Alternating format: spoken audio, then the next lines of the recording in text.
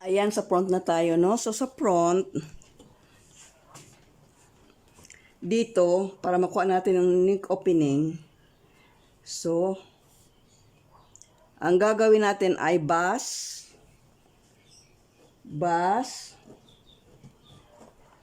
divided by 12.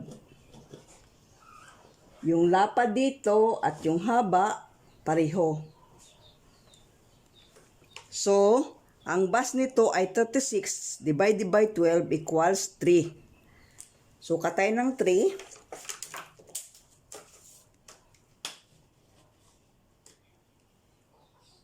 So, katay ng 3 and 3 din dito.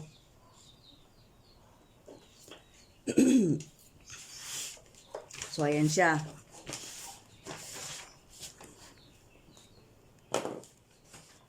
Din natin na siyang gulitan ng ating French curve. Ayan.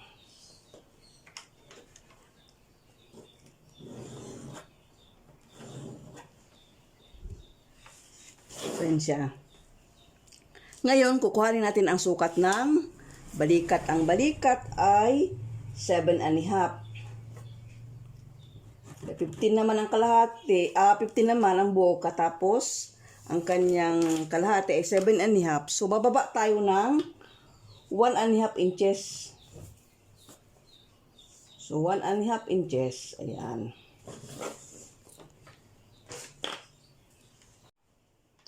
So, atin siyang guhitan. Ayan. Ngayon, kunin natin ang sukat ng balikat ng likod na hindi kasama yung kanyang dart. So, ayan ang kanyang dart. Ayan o. 4 3/4 yung kanyang, ayan, 4 3/4 ang kanyang shoulder seam, ha? And then, mula dyan, pasok tayo ng 3/4. Ayan. Tapos, guhit natin. Para ito yung front.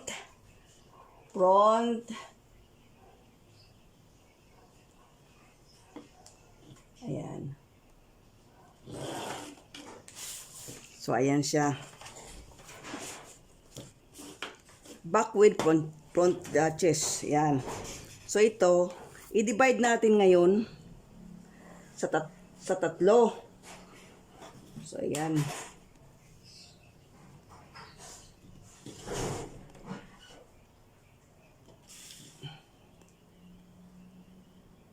Yan. And then, guhitan natin. So, dapat ito, mag-touch dito sa 1, 2, 3, dito sa last na, ito, dito, mag-touch yung iyong 1. Ayan. Ayan. And then,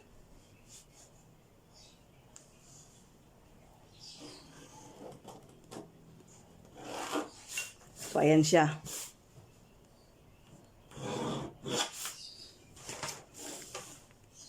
So, ayan. Itong kanyang armhole, itong black balls na ito ay pwedeng gamitin sa pagfitting ng lining. And then, pag nagfitting ka ng lining, pwede mo na siyang i-adjust. So, dito ka ngayon magpipik sa pattern. Pag nagfitting ng lining, walang nagtatabas, walang gumagawa ng pattern ng damit. Mas production man ito nang hindi nila pinipiting. For sure, pinipiting nila yan para maganda ang fitting. So, ito ay maganda pang fitting kung kayo ay gagawa ng anumang mga adjustment or gagawa ng panibagong model. So, dito, ang dart natin kukunin sa gilid ay sa tabi ay 1 inch. So, ayan, 1 inch. And then, dito, 3/4. So, yan, 3/4. Punta doon. 3/4 papunta doon. So, ayan siya. So, ito na. Binakat ko na siya So, dito, ayan, ang ating ditong tax ay, ang dart natin ay 1 inch. So, 1 inch yung dinagdag natin sa baba. So, yan. Ito naman yung apex. Mula dito hanggang dyan, apex. Mula doon hanggang dito, apex yan. Ito naman hanggang dito sa center point, center line, ay ito ay bus distance. So, ito ay bus, ang neck opening bus divided by 12. Yung papunta dito at baba. Pareho ang sukat niyan. No? And then, dito, hahabaan natin ng konti ang legs nitong ating dart para kapag isinarado, hindi siya kapos. So, yan. Tapos na tayo sa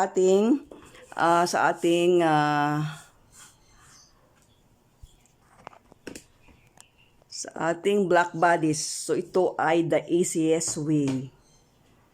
Easiest way yan. So, ito ay pwedeng gamitin yan sa pagfitting. So, saka lang tayo mag-a-adjust. May adjust tayo pag nag-fitting na tayo yan. So, ito yung black bodies na basic black bodies ng women. So, ang susunod naman ay ang paggawa ng manggas.